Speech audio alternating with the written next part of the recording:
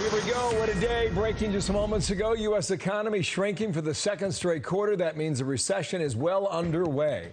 As we say good morning, I'm Bill Hemmer. A ton to get to today, so we waste no time. We will waste no time at all. I'm Dana Perino. This is America's Newsroom, and this is exactly what the Biden administration anticipated would happen. They tried to get in front of it with messaging, but the numbers are the numbers. The Commerce Department announcing GDP shrank by 0.9%, and that is then the second consecutive quarter, which means that there is a recession. And there's been this ongoing debate. You got to get out Merriam-Webster's dictionary. Okay, so we're going to define recession for you.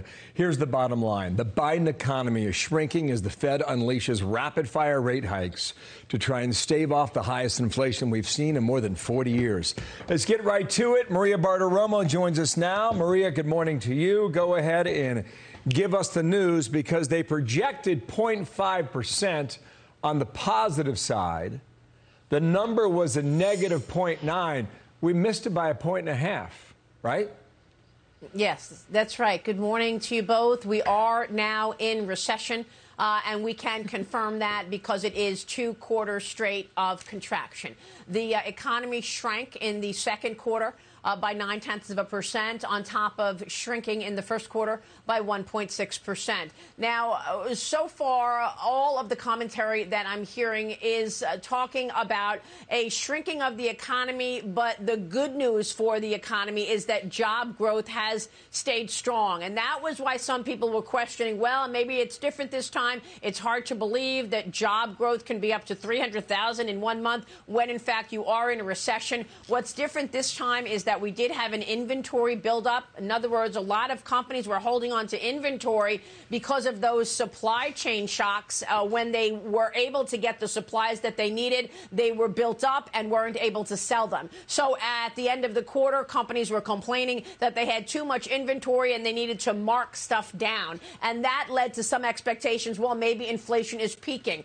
I see no evidence that inflation is peaking right now. We are at 40-year highs. However, we did see oil prices come off of the highs of the year in the month of July. So maybe in July we get a better, more manageable consumer price index than the current 9.1% that we have right now. There is reason to believe inflation comes down in July, but it can go right back up again. The bottom line here is the economy is troubled. Don't forget, 3 million fewer people are working today than before the pandemic. We are producing less oil than before the pandemic, and we are no longer in growth mode. We are in a shrinking mode. The economy got smaller, not just in the first quarter, but the second quarter as well. Dana, you just mentioned the White House tried to manage this, get in front of the number, tell us a recession is not a recession. We all know what a recession is. This is what economists have counted on for as long as I've been covering this, and that's 30 years.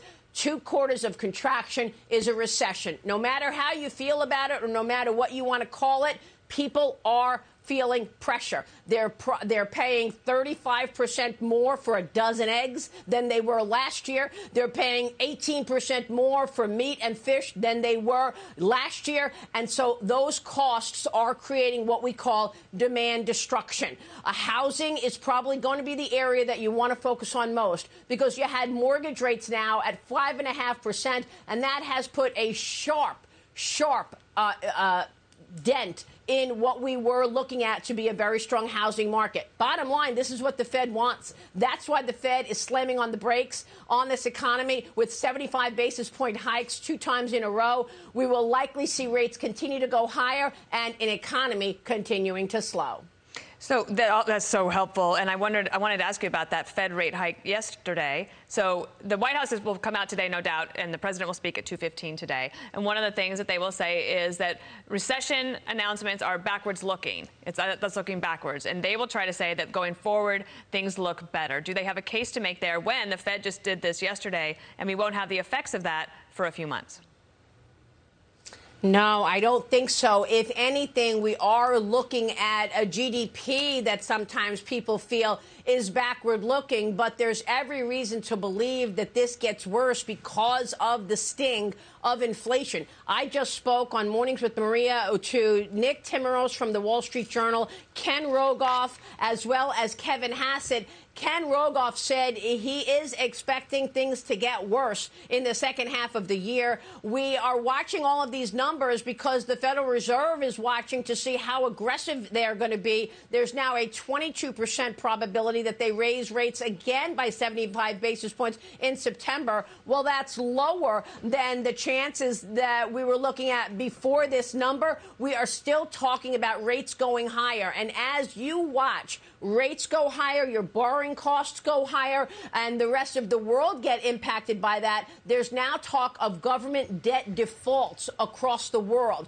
Europe is probably going to go into recession sooner than the United States is because Europe has a whole gas problem as well because of the Russian invasion of Ukraine. So once we see Europe go into a recession, that reverberates as well. Sure Remember, does. this is not a decoupling. We are all in this situation together, and the global economy is under pressure. So I would expect things to worsen in the second half of the year, Maria, unfortunately. really appreciate the analysis on the spot and all that. Midterms are 3 months away.